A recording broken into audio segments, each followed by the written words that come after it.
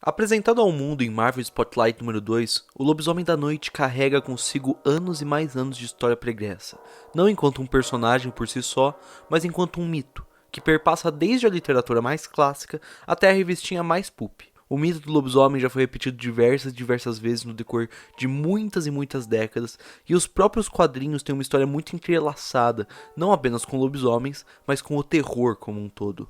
A criação do Lobisomem da Noite não foi um caso à parte, mas parte de um grande projeto de aproveitar a revitalização do terror pela juventude graças aos relançamentos e novas produções de obras clássicas, e especificamente aproveitando as primeiras suavizadas que o selo Comics Code Authority estava tendo no começo da década de 70.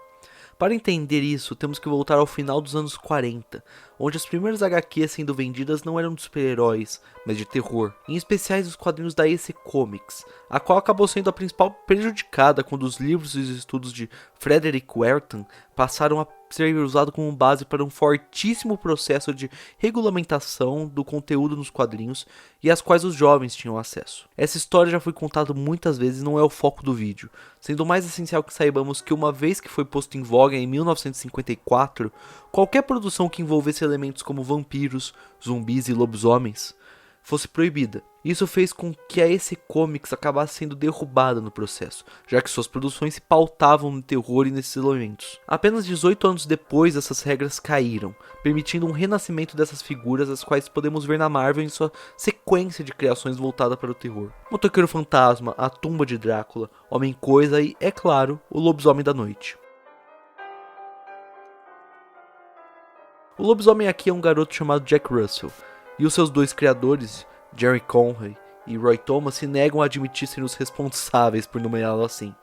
Sendo ou não propositalmente ridículo, o lobisomem foi apresentado na edição 2 de Marvel Spotlight, como eu já disse, e seu primeiro arco de história se estendeu até o número 4. No vídeo de hoje, vamos conversar sobre essa primeira edição e buscar entender como esse repeteco mítico acaba destacando enquanto uma revista que chegou a durar muitos e muitos anos no universo Marvel e sendo uma das suas principais figuras na área do terror.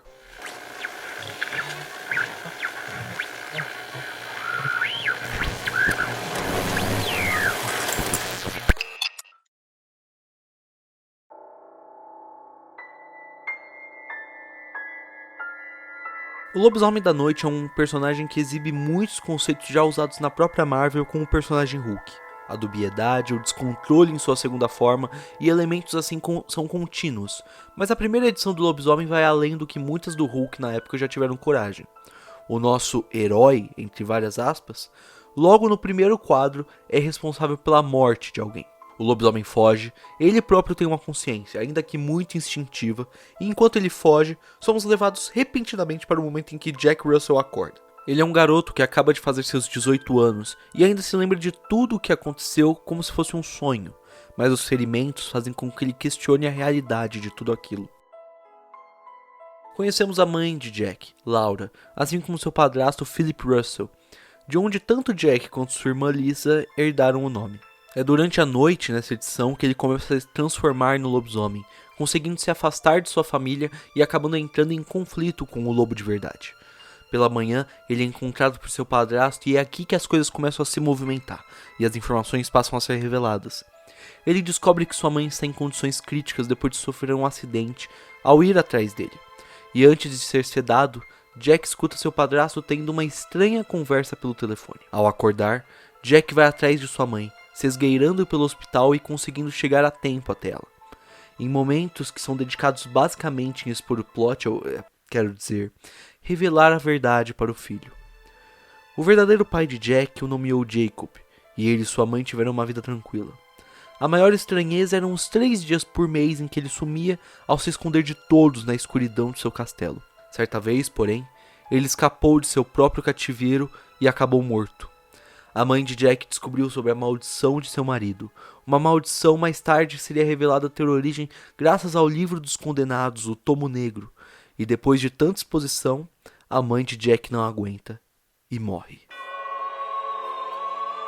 Agora é a terceira noite de lua cheia e Jack se transforma mais uma vez no lobisomem. Inconscientemente, ele decide ir atrás de seu padrasto e de seu assistente, Os homens que, em sua forma de lobisomem, ele acredita terem sido os responsáveis pelo acidente que causou a morte de sua mãe.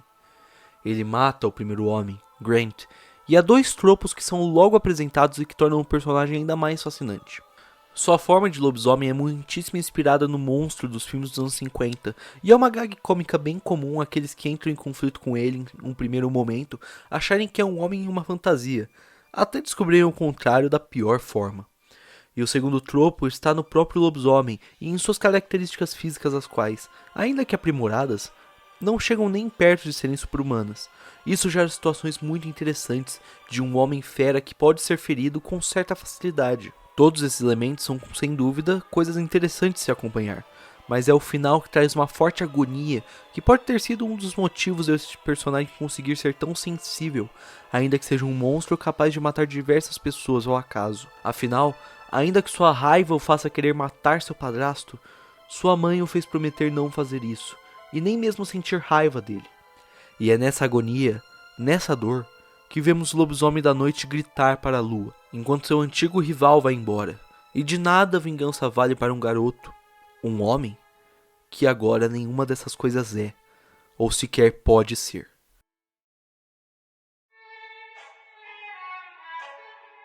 Bem, muito obrigado a quem ficou até aqui. O Lobisomem da Noite e toda a figura dos lobisomens são mitos interessantíssimos, então se vocês quiserem mais coisas a respeito disso aqui no canal, deixem nos comentários. Eu quero pedir para vocês deixarem um like, se inscreverem e espero que tenham aproveitado o vídeo e que continuem vendo o conteúdo do canal. Muito obrigado e continuem com as suas leituras.